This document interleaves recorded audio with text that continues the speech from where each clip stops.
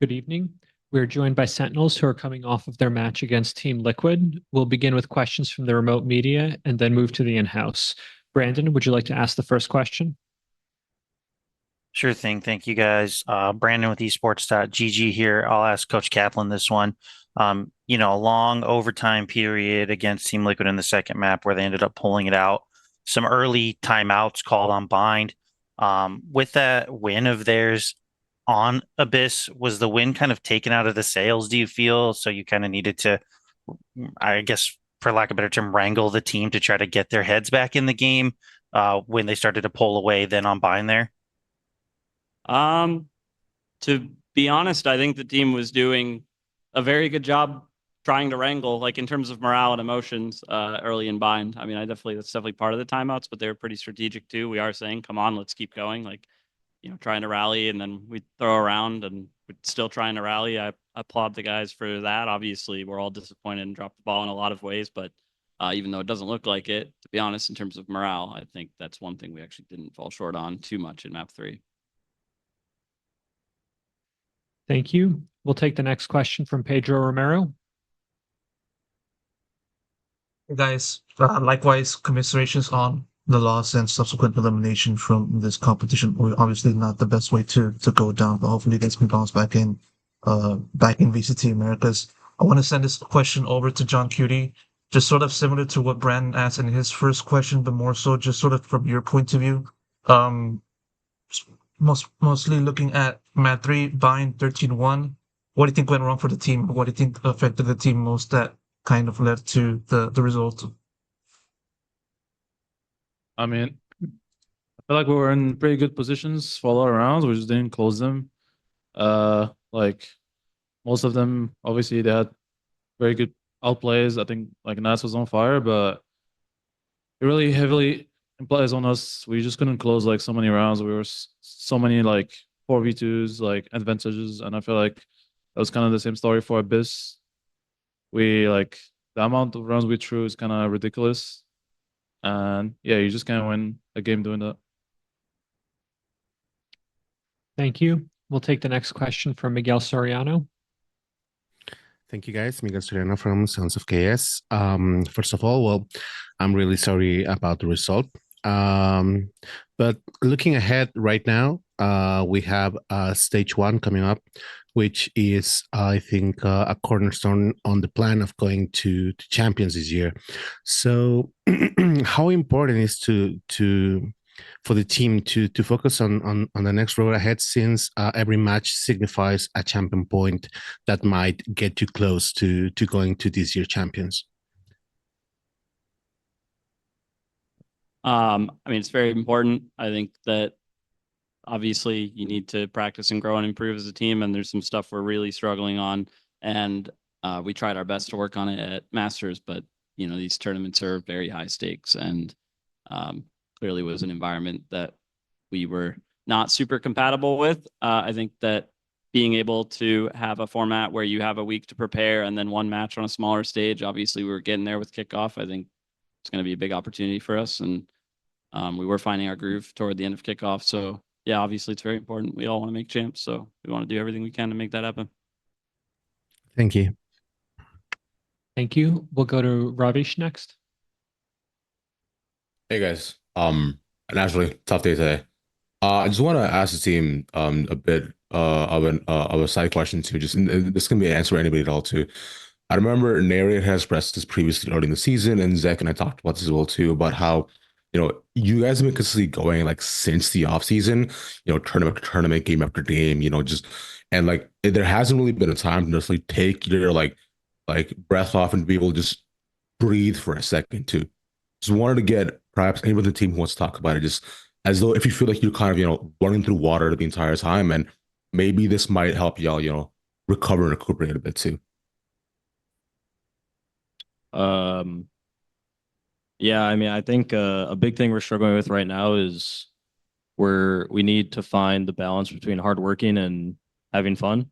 I think everyone on this team is super hardworking and wants to win, but I think a big thing of wanting to win so badly and wanting to work so hard is a little bit, sometimes you're just running into a wall at a point, and if you forget how to have fun, then you're really just running into a wall. So I think a big thing for us is we need to find the balance between working hard and then also enjoying what we're doing. Because if you're not having fun, then I mean, it's very hard to play when you're not having fun, right? It's a video game at the end of the day. It's competition, and if you're not having fun competing, if you're not having fun as a team, then it's very hard to pull through. Thank you. We'll take the next question from Arnab. Hey guys, commiseration on the loss. Likewise, I first of all like to wish you guys best of luck for the upcoming tournament. My question is for Kaplan or anyone who wants to chime in. When Tehu was introduced, a lot of teams were really skeptical about how it will be used in the such a short period of time. Now, given that we have seen every team use Tehu, and there is a new agent on the horizon, like in the next week, we'll be getting to know about him as well, or whoever it is. So, planning for for stage one, how difficult will be for you guys to adapt the meta so fast and bring up a game plan, and then again go back to the drawing schedule and work forward. Yeah, I mean, obviously we didn't land perfectly on everything in our map pool, but I think all in all we did a pretty good job, and we jumped in super early on Tejo ahead of other teams in kickoff, and that's thanks to the whole team, but especially Gunter, who was an incredible assistant coach who worked super hard, and then John just being able to pick up IGLing with a new comp and pick up that agent and play it so well so quickly. I think discovering metas, figuring metas out, being adaptable is definitely one of our strengths that helped get us here. I think it's a big one that got us through kickoff, especially before other teams were catching on. It's gonna, I'm sure, be a big part of stage one, and it's crazy if the agents keep coming out and are so strong to change 2 maps and an agent at the same time. I really do not envy any team coming off of a Masters win and coming back to a formidable region, because the fatigue is going to start hitting really hard. It was very hard for, I'm sure, any team to pick up so much change so quickly and going into kickoff. So to come back from an international, be in the middle of your season, and you're looking at about 18 days, and that's excluding probably travel, right? And any time you have to break, and then you're 2 maps and an agent, and who knows how much that changes. There's some bittersweet silver lining to getting knocked out this early. So it's going to be really hard, and I'm going to try to take advantage of the fact that we're not G2. We get a little more time to work on it. Thank you, man. Thank you. We'll go to Rabia next. Hey everyone, this is Rabia from Jinx. So sorry for the loss today. My question is open to everyone. During the game, and in fact during the whole tournament, whenever you guys were winning rounds, getting clutches, the crowd got louder and louder. There are so many Sun fans here. I want to ask you, what was the experience overall playing again in front of this amazing Thailand crowd? It was incredible. The crowd was fucking awesome. Oh, sorry, I shouldn't, because the crowd was effing awesome. It was great. Hearing them get so loud, especially when we were playing well, it was an amazing feeling. So just really happy to be playing in front of them. Yeah, we do appreciate all the fans that travel, and the Thai fans that was here cheers us on. For me, personally, it was probably one of the best stages, fan wise and stuff like that. So we appreciate everyone cheering for us despite the loss, and let's just work really hard to make them proud. Thank you so much, and good luck for stage one. Thank you. Thank you. We'll take the next question from Pedro Romero. Yeah, I'm gonna send this one over to narrate. I know you've been one that is not shy to go in depth regarding your experience within this team, and also in your past, and also maybe a little bit in the future. But nevertheless, what I want to ask you, narrate, is how'd you kind of look back on your experience in this team, and having to try to do as well as you can to do well in this tournament. And what do you think was the biggest takeaways, biggest lessons, and etc.? I mean, since the start of this team, I think I learned a lot about myself, because obviously from KC, we were just playing and we were playing good. And I didn't really put the dots together on why I was playing so good, on why I was doing certain things the way I was, how I was calming and stuff like that. And as this team has gone on, I've realized like what I need as a player and what I need to do as a player to impact my team. And I think I just have I wouldn't say I know more about what I need to do. I'm just more aware of what I need to do. And that helps a lot, especially with the team. And it allows me to have like a much bigger impact on the game, where I would say like during the off season, I was not as comfortable with the team because I wasn't doing the things I was normally accustomed to. So yeah, I definitely learned a lot, especially even at this tournament, even though we had a very short time. But yeah, I think I've definitely found my role in this team and yeah, stuff like that. Thank you. We'll go to Ravish for the next question. Hey guys, me again. I did want to try to ask something on a bit on the lighter side, if that's all right. Was just considering just wanted to see if within your time in Bangkok too, whether you guys had the time to, explore a bit. If so, what was the most fun or interesting thing that you guys were able to take away from this massively cultured and beautiful city? If there was any good food you saw, interactions you had, anything of the sort. I can eat a lot of pad krapao. That's what I found out. That's really good. I really like pad krapao. I think it's the tuk-tuks for me. I only rode it once, but it was amazing. We'll be riding it again tonight. Yep. I mean, I don't think we've visited much because we've just been working really hard. But overall, like, I feel like the vibes of the city and the people and the food is so great. And yeah, it was a pleasure to be here. Nice. I really wonder how much pad krapao since that game. That's okay. Thanks, guys. I played a day for like a week. Hell yeah. Let's go, brother. Thank you. We'll go back to Brandon for the next question. Thanks again. I'll send this one also over to narrate. Early in the year, after a victory, we saw that conversation you and Kaplan had backstage, feeling kind of down on yourself and emotional, even coming off of a win. Here today, coming off of a loss, you still performed well. So I'd just like to know, after that conversation, are you still kind of feeling that way no matter the circumstances? Or are you able to kind of take pride in the fact that you still performed well even after, the team got eliminated here? Just how are you approaching those kind of moments now after that conversation? I mean, we lost. It literally doesn't matter if I played well or not. Like I could have done more. Everyone else could have done more. I could have done a lot more. I was really terrible on the last map. I was not myself.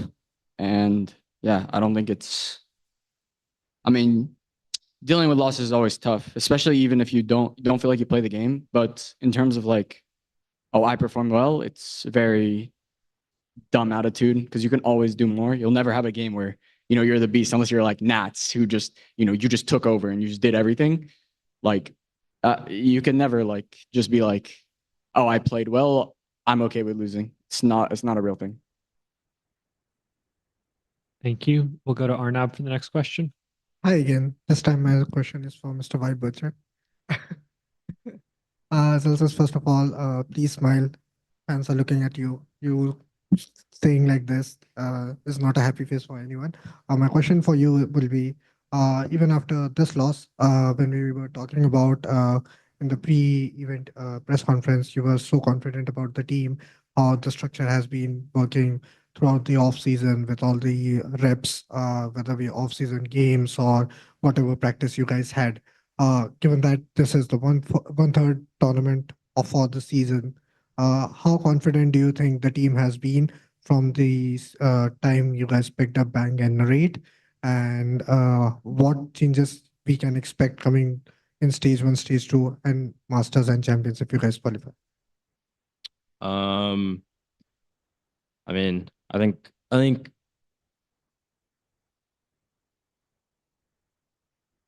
I think right now we're lacking a lot of confidence. I think we've kind of lost our identity as a team, if I'm being completely honest. I have not had a great tournament whatsoever inside and outside of the game.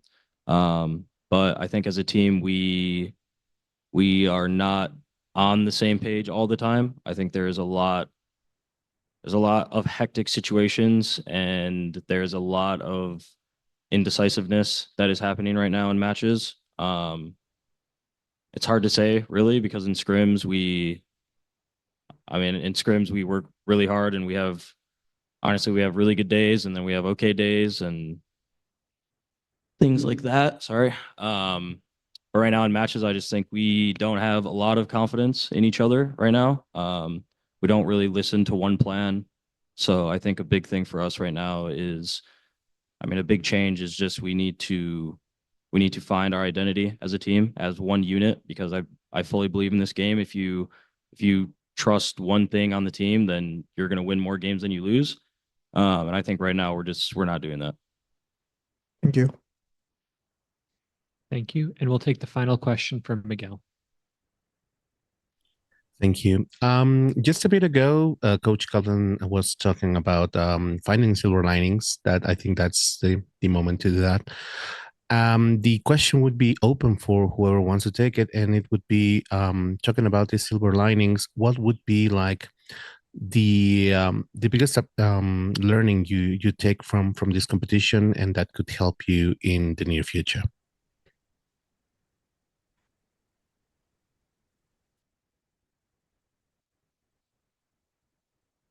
I mean, again, the silver lining for us is just having fun with each other. Everyone on this team is super talented. They're super hardworking. The silver lining is not bashing our head against a wall, trying to be more hardworking, trying to like grill each other to fix the mistakes. I think as much as it is like we just need to have fun as a team. Whether it's on the stage or off the stage, we just need to do more bonding, I guess. I think that is the biggest thing for us. And the silver lining is we're all little idiots together outside of the game. So maybe we can be little idiots inside the game, and that will fix things. But yeah. Thank you. Thank you, and best of luck. Thank you. We did have one more question from Arnab. This will be the final question of the press conference. Again, my question is for Kaplan. Can we blame Qbert for the third map? And and just from your perspective, what do you think was the reason for the slow start in the third map and for such a loss like this? Yeah, Hubert takes all the blame. Obviously, makes things nice and simple. We're all just Hubert's gonna have a tough night tonight.